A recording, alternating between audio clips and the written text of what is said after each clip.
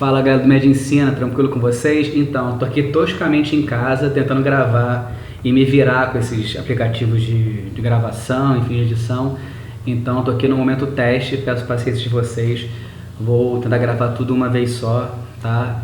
Depois eu aprendo a editar, enfim. Então, vamos aqui uma tentativa. Então, nesse sentido, eu Arruda, Estado do Brasil, e a ideia é de falar um pouquinho sobre a República da Espada, né?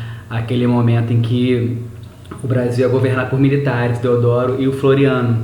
Lembrando que a República da Espada é um pedaço da chamada Primeira República, que vai de 1889 até 1930, tá? A segunda parte dessa república, que vai de 1894 até 1930, é chamada de República Oligárquica, ou dos cafeicultores, ou do café com leite, ou dos coronéis, beleza? Eu vou usar sempre em sala, né, aqui no nosso papo, a expressão República Oligárquica, tá? Mas não é o nosso papo de hoje. Nosso papo de hoje é a República da Espada, de 1889 até 1894, tá? E para orientar um pouco o nosso papo aqui, eu disponibilizei um template, né, da nossa aula. Eu vou ficar alternando, né, a minha fala aqui com um template menor, depois em alguns casos que eu precisar eu abro mais esse template pra gente. Mas a ideia é que a gente consiga caminhar bem ao longo da aula de hoje, beleza? Vamos nessa? Então vamos embora. Olha só, queridos, para começar a entender a República da Espada, né, tem que lembrar que a nossa república ela nasce torta, porque ela nasce de um golpe militar apoiado por cafeicultores. E os militares cafeicultores, embora desejassem, né, um novo modelo político, desejassem na república, eles questionavam qual seria o melhor modelo de república, divergiam na verdade sobre isso. E temos aqui dois modelos bem simples, né, para compreender a república. O chamado modelo liberal, que era defendido pelos cafeicultores, né, o modelo liberal defendia a ideia de um federalismo, da adoção do regime federalista, que diz respeito à autonomia dos estados do país, cada estado com maior liberdade política e administrativa, né, o direito de lidar melhor com seus impostos, definir rumos de investimento, fazer empréstimos sem precisar passar pela concordância, pelo aval, né, pela aprovação do governo federal. Então, o modelo federalista garantiria maior liberdade, maior autonomia para os estados, tá? É o modelo que os cafeicultores desejavam. Além disso, defendia-se a divisão dos três poderes, legislativo, executivo e judiciário, e os três poderes equilibrados entre si, onde um não pudesse impor sobre o outro. A ideia é que um poder administre, né, o limite das ações do outro poder, mas não que se imponha sobre os demais. Quando você tem, por exemplo, o executivo se impondo sobre o legislativo, se impondo sobre o judiciário, você tem uma ditadura, tá? Não é a ideia dos liberais cafeicultores, essa é a ideia dos militares. Os militares desejavam um regime mais centralizado, né? Muitos deles seguem ali do positivismo, e pelo positivismo há a crença de que é necessário um poder centralizado para que você possa implementar as mudanças necessárias no país, e para eles as mudanças caminhavam em direção à adoção no campo econômico de uma política industrial. Os positivistas falavam em industrializar o país, não é à toa que a bandeira do Brasil está lá, ordem e progresso. E esse progresso diz respeito a esse caminho em direção às indústrias que para eles, né, era a grande solução econômica do país. No campo político, né, defendem uma maior centralização, pois sabiam, né, sabedores, conscientes, que os cafeicultores, latifundiários deram as cartas na economia esse tempo todo. Eles sabiam que haveria resistência a essa ideia de implementar uma indústria. Então, por isso, são defensores, né, dessa ditadura, pois a ditadura permitiria a implementação de mudanças sem passar pela vontade do legislativo, pela vontade do judiciário. Então, temos aqui dois modelos republicanos, né? O modelo liberal, cafeicultores, federalismo, né, três poderes divididos, e o modelo positivista, né, defesa dos militares, e falam sobre centralização política para poder implementar um modelo econômico diferente, beleza? Bem, Deodoro da Fonseca foi o presidente do Brasil provisório entre 89 e 1891, quando é feita e elaborada nossa Constituição. Se não me engano, em outubro de 1890, foi convocada no Brasil uma Assembleia Nacional Constituinte, cuja função era justamente elaborar, né, o texto constitucional. Então, nesse momento, a gente fala numa Constituição. Vamos aqui a ela, né? A Constituição de 1891, ela foi promulgada no dia 24 de fevereiro daquele ano. e ela trouxe para a gente características liberais, né? Por exemplo, a ideia de poderes divididos. Temos aqui os 3 poderes, legislativo, executivo, judiciário, em equilíbrio entre si. Temos a adoção do regime federalista, né? Quando você tem a ideia de uma autonomia para os estados no Brasil. Temos a ideia de um voto universal, só que universal, como você percebeu aí, entre aspas, porque votam todos no Brasil, exceto, e o exceto sempre quebra essa lógica, né? Votam todos, exceto menores de 21 anos de idade, mulheres, analfabetos, mendigos, padres e militares de baixa patente, soldados, cabos e sargentos. Então essa república que nasce, ela está muito longe de ser uma república popular, já que o voto, que é a forma de você acessar o poder, está restrita, muito restrita. Para você ter uma ideia, em média, até 1930, a participação eleitoral brasileira girou em torno de 3%. Tá? Então, mais ou menos ali 3% das pessoas votavam naquela época. Tem presidentes eleitos com 300 mil votos, para ser uma ideia de como o povo, né, estava fora, alijado desse processo eleitoral. E por fim, né, temos o Estado laico. Né? Naquele momento estabeleceu-se separação entre igreja e Estado, e a separação entre igreja e Estado é uma marca, né, dessa nossa república que nasce laica, pelo menos no nome. Tá? Na prática a gente percebe que até hoje não é assim. O Brasil hoje, inclusive, é um Estado laico. Nós temos aí bancada da Bíblia, né? Temos ações religiosas no poder, enfim, outras questões que permeiam esse nosso universo político, né? Nossa cultura política. E para fechar, acabou que eu não botei no template, não botei no nosso mapa mental, havia uma ideia também nessa Constituição de grande naturalização. O que seria isso? A ideia de que todo estrangeiro que entrasse no Brasil e viesse da Europa, portanto todo europeu branco, né, que viesse para o Brasil, seria naturalizado brasileiro. Qual é a dinâmica disso? É você embranquecer o país. Essa ideia de embranquecimento, ela circulava, né, na América do Norte, Estados Unidos principalmente, circulava na Europa, circulava na América do Sul e no Brasil, e na América do Sul temos aqui outros expoentes, né? A Argentina e o Chile também passaram por processos de embranquecimento. Inclusive por lá houve perseguição, né, a negros, perseguição a indígenas, quando não são mortos, quando não passam por processos de esterilização, são afastados, segregados socialmente. Então a América do Sul viveu isso muito intensamente. No Chile hoje e na Argentina você vê pouquíssima população de origem africana, né, circulando nas ruas, né, das cidades chilenas e argentinas. No caso do Brasil, temos ali a entrada, né, de europeus facilitados e desejada pelos governantes para que você pudesse embranquecer o país. Tem um quadro famoso chamado Redenção de Can, cai em prova direto, que mostra uma mulher negra, uma senhora, né, depois da aula que o Babu deu no Big Brother hoje, uma mulher preta, né, com as mãos, na verdade, apontadas para o céu, agradecendo a Deus, né. Na sua frente tem a sua filha, né, já é uma preta mais clara, sei lá se posso usar essa expressão, mas não é uma negra como não era preta, como era a mãe, e no colo dela uma criança branca. Então esse quadro vai evidenciar a ideia que existia na época de que a raça branca era superior e que ao longo, né, de gerações de relações entre brancos e pretos, você teria ali um embranquecimento dessa população. Então estimular a migração europeia interessava, né, essa ideia de embranquecimento. Tudo bem? A UERJ gosta muito de trabalhar por essa dinâmica, o Enem também. Tá? Bem, então, entendido essa questão do modelo republicano e da Constituição, falar um pouquinho da economia do período. E o ano de 1891 é um ano chave nesse processo. Né? Por quê? O nosso ministro, um cara chamado Rui Barbosa, ele acreditava que o Brasil precisava se desenvolver, né, economicamente. E nesse sentido, a indústria era uma solução interessante. Só que, qual é a realidade do Brasil? Um país agroexportador, né, que durante mais de 350 anos utilizou-se da mão de obra escravizada, tanto do indígena quanto dos africanos, né? E agora, né, poucos anos antes, houve a abolição e havia uma mão de obra preta disponível nesse universo, nesse mundo do trabalho. E vão trabalhar onde? Né? Porque abandonaram as senzalas, fugiram das senzalas, vieram para as cidades, tá? E vão buscar emprego aonde? Então é necessário você modernizar essa economia através da implementação de indústrias. Ora, para você estimular essas indústrias, era necessário também ter capital para isso, ter grana para isso. E nesse sentido, você vai buscar dinheiro aonde? Nos bancos. Então o que fez o Rui Barbosa? Né?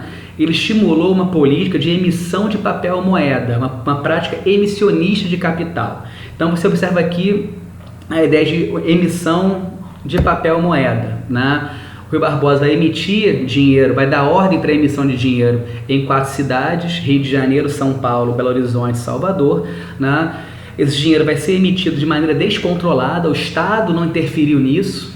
Então o Estado ele é liberal nos momentos, ele é interventor no outro, né? Se ele intervém para orientar a economia, é liberal não dando conta do processo da emissão de papel moeda, né? Liberando, não controlando esse processo. Resumindo, os bancos, né, de Rio de Janeiro, São Paulo, Minas e Salvador têm muita grana para ofertar em empréstimos. O banco vive disso, né? O banco ele vende dinheiro. Quando você faz um empréstimo, você está na verdade comprando dinheiro, né? Então o banco vai te vender dinheiro com juros baixos, estimulando que você pegue esse dinheiro emprestado.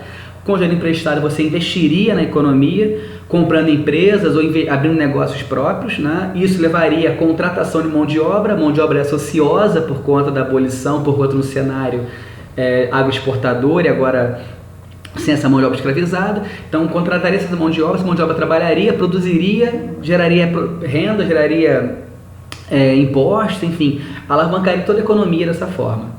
A ideia foi boa, né? E digo mais, emitir papel moeda nem sempre é um problema, mas no Brasil foi por quê? Porque não controlaram o processo, né? Então o que a gente observou foi uma entrada, uma enxurrada de capital no mercado, sem um controle, sem uma orientação, né? E para piorar essa situação toda, você tem o investimento nas bolsas de valores. Então muitas pessoas de má intenção, de má fé, inventam fábricas, inventam negócios, criam, né? Contratando cartórios e burlando leis, regras. Eles criam fábricas fantasmas. Essas fábricas, as empresas são vendidas, comercializadas na bolsa de valores. O cara pega grana no banco e investe numa empresa que não existe. Quando ele vai atrás dessa empresa, percebe que ela não existe, aí ele volta para a bolsa de valores, volta com as suas ações, tenta vender as ações e vender rápido antes que descubram que a empresa não existe mais. Quando ele vai vender as ações, tem que vender barato. Então assim, o cara compra alto e vende baixo. Então a bolsa acaba o quê? Ela acaba ruindo. Então você tem um cenário bem caótico. E para piorar tudo isso, se observou uma grande inflação no período. Por quê? Com o capital circulando em maior quantidade no mercado, a tendência é que quanto mais dinheiro disponível, mais caro fique tudo. Principalmente aluguéis e alimentos. Ora, quando a inflação estoura no país, a inflação é um índice que mede o custo de vida, né? Quando você tem a inflação disparando no país e ela atinge com força, né, aluguéis e alimentação, quem mais sofre é o pobre. Então a população mais pobre do país, que já estava miserável, fica mais miserável ainda. Então você nas cidades, né, do Brasil inteiro, é uma miséria absurda e o Estado não deu conta disso. Tá, então o cenário em 1891 vai se estender até 98, até a virada do século, é de grande miséria.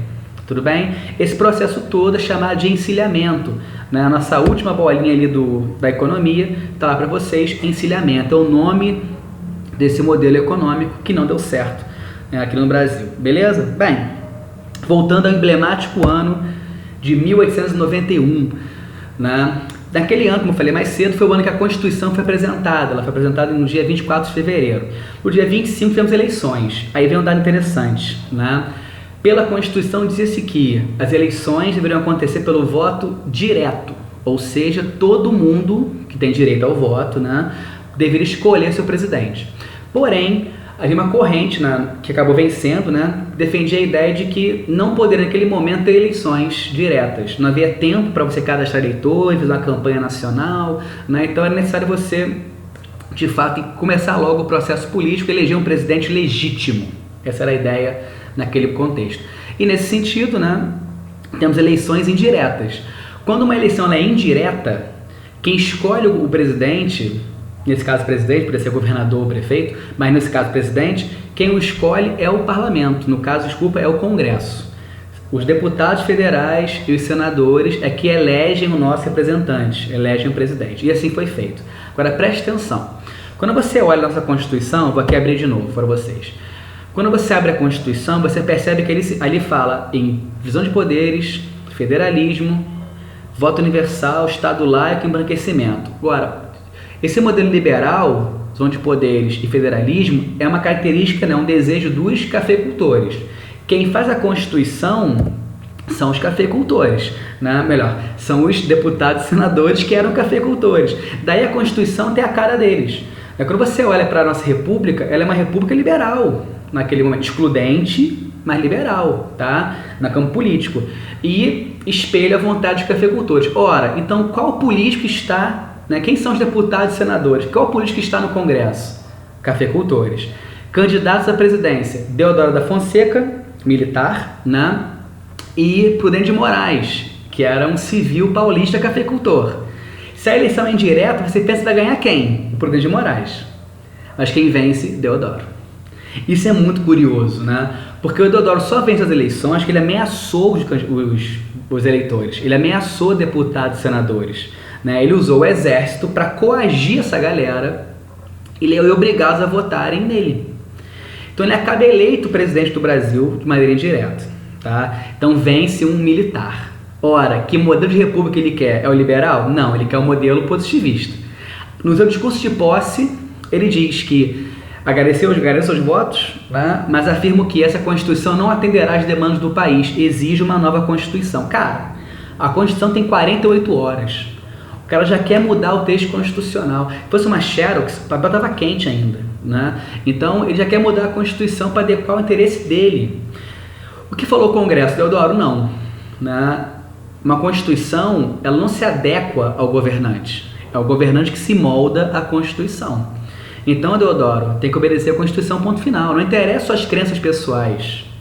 Você foi eleito para representar o país, atender as demandas do Brasil e seguir a Constituição que representa a vontade, né, dos legisladores, quem a fez. Em teoria, né, a Constituição representaria a vontade do povo. Mas, enfim, isso é outro debate para outro momento. Mas nessa hora aqui, interessante é isso. Deodoro fala que não quer aquela Constituição. Ele começa um choque intenso, né, com o Congresso, o tempo todo discutindo, né, tentando se impor sobre o Congresso. O Congresso lembra que não, olha só, 3 poderes, tá? Não é você que manda. Então ele tem dificuldade em lidar com isso, né? O Deodoro é um político das antigas, é um político lá da monarquia, né? Ele é monarquista. Ele foi criado no universo onde Dom Pedro tinha um poder moderador, do II, né? Então ele não entende essa dinâmica política. Ou melhor, não entende, não aceita, né? Final das contas, ele tenta se impor o tempo todo, não consegue implementar as demandas que ele acreditava serem necessárias e o ano vai avançando, né? É um ano que você tem uma grave crise política, que é o presidente se chocando com o Congresso, se chocando com a Constituição, e uma grave crise econômica, que é o encilhamento. Quer dizer, está um caos econômico e político no país. E nesse cenário, o Deodoro faz o quê? Ele fecha o Congresso. Em 3 de novembro de 1891, Deodoro da Fonseca, presidente da República, usando, né, dos elementos militares, usando da força do exército, fecha o Congresso. Cara, fechou o Congresso é anular o poder legislativo. Anular o poder legislativo é estabelecer o quê? A ampliação de poderes do executivo, ou seja, a função de legislar, de fazer as leis, passa para quem? Passa para o executivo, que é o presidente, né? Em outras palavras, ele tentou implementar o quê? Um regime ditatorial. Cara, nesse momento, oposição total ao governo dele, né? Civis ficam contra ele, militares do exército, uma parte fica contra ele, militares da marinha ficam contra ele, cafeicultores, né, latifundiários ficam contra ele. Ele não tem nenhuma estabilidade política, não tem nenhuma chance de governar esse país. Cenário caótico. Para piorar tudo isso, a marinha, sob o comando do Custódio de Mello, que desejava inclusive ser presidente do Brasil, sonhava com novas eleições, chegar ao poder, Custódio de Mello, ele organiza, né, a frota, né, a armada brasileira na Baía de Guanabara, aponta os canhões para a cidade e fala o seguinte: o Deodoro, você resolve essa questão política, renunciando, abrindo um congresso, e você resolve isso de bombardear a cidade. Deodoro fez o quê? Renunciou. O cara tomou posse no dia 25 de fevereiro. No dia 3 de novembro fechou o congresso, dia 23 de novembro renunciou à presidência. Aí temos um novo problema. Ele renunciou, quem assume? Floriano Peixoto. Vamos lá, ele, ó, ali, né? Do lado esquerdo, Deodoro da Fonseca, do lado direito, Floriano Peixoto. Floriano, ele era, né, o vice do Deodoro, tá? O Floriano tentou, se candidatou naquela época a presidente e a vice. Ele queria assumir algum cargo de qualquer jeito e foi eleito vice-presidente, né? E ele era da chapa de oposição a Deodoro, quer dizer, tudo torto. Mas vamos lá. Então Deodoro naquele momento assume o comando do país, né? E pela Constituição, o que ele deveria fazer? Percebendo que o presidente eleito não cumpriu metade do mandato, deveria Floriano assumir a presidência, convocar novas eleições e dar posse ao novo presidente eleito. Floriano fez isso? Não. Ficou no poder. O que ele alegou para ficar no poder, né?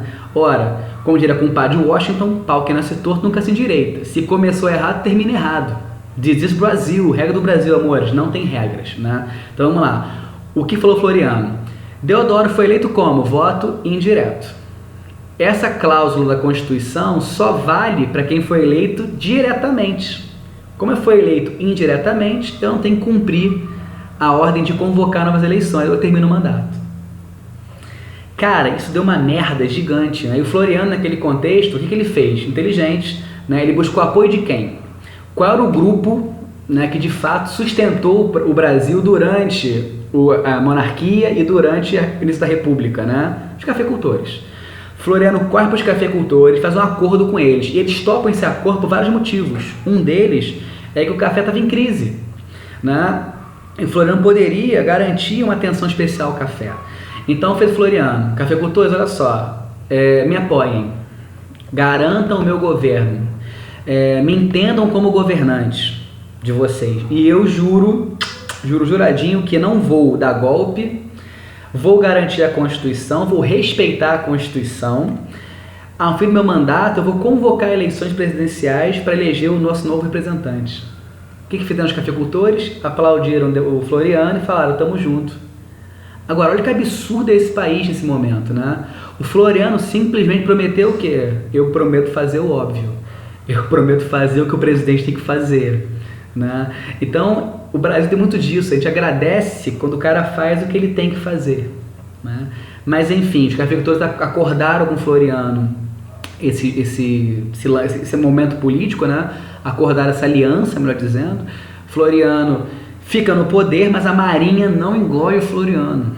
A Marinha fica contrária a ele. A Marinha, inclusive, vai fazer uma nova revolta, a Revolta da Armada 2, né? Quando Deodoro da Fonseca, Revolta da Armada 1.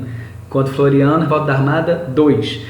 Se posiciona no Rio de Janeiro, novamente Custódio de Melo vai colocar os navios com os canhões apontados para o Rio de Janeiro, para o centro da cidade, para o Flamengo, para onde hoje é o Catete, e falou: Floriano, ou você convoca eleições ou vão bombardear a cidade. Fez Floriano, bombardeia. E é quem fez a Marinha, bombardeou, né? Uma guerra civil rolou no Brasil nesse momento.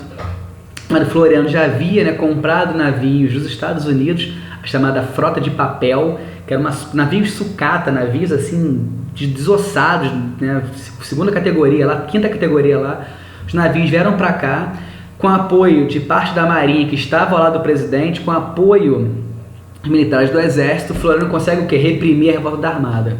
Essa galera reprimida foge para uma ilha chamada Ilha do Desterro, litoral de Santa Catarina. Guarda essa informação, fugiram para lá. Ao mesmo tempo que isso está acontecendo, no sul tem uma revolta, né? No sul, Júlio de Castilhos vai enfrentar Silveira Martins. Júlio de Castilhos é o governador do Rio Grande do Sul, né? E enquanto o governador do Rio Grande do Sul, ele se elegia o tempo inteiro, porque ele mudou a Constituição gaúcha. Lembra vocês que o Brasil ele é um modelo, adotou o federalismo.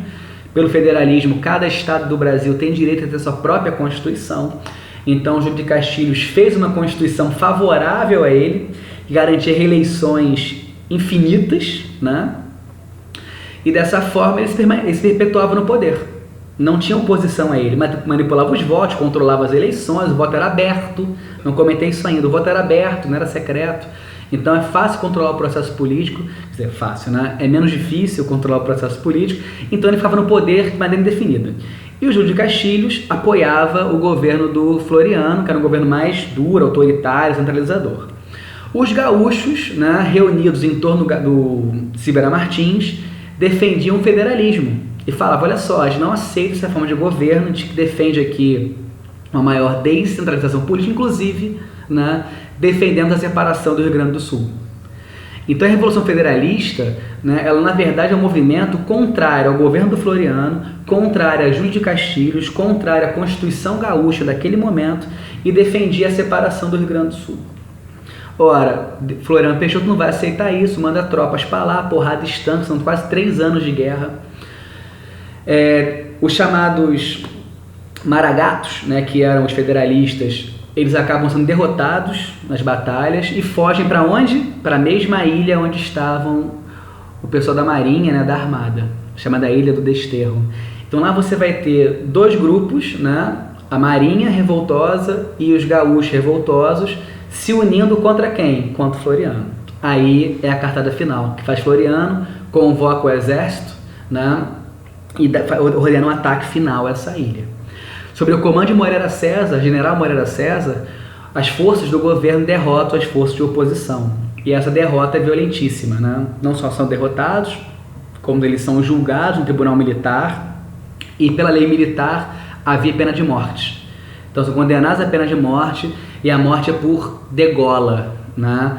A chamada gravata vermelha. Faz-se um corte de orelha a orelha, enfia-se a mão pelo buraco e puxa a língua para baixo, né? Uma gravata vermelha naquele momento. Uma forma de uma morte horrorosa, né? Violentíssima, mas dá um recado. O recado está dado. Ninguém vai se opor ao governo de Floriano Peixoto, né? E essa ilha se chama hoje Florianópolis, né? Florianópolis, polis, cidade de Floriano. Então uma belíssima ilha, uma belíssima cidade, só que com essa história, né, horrível atrás de si.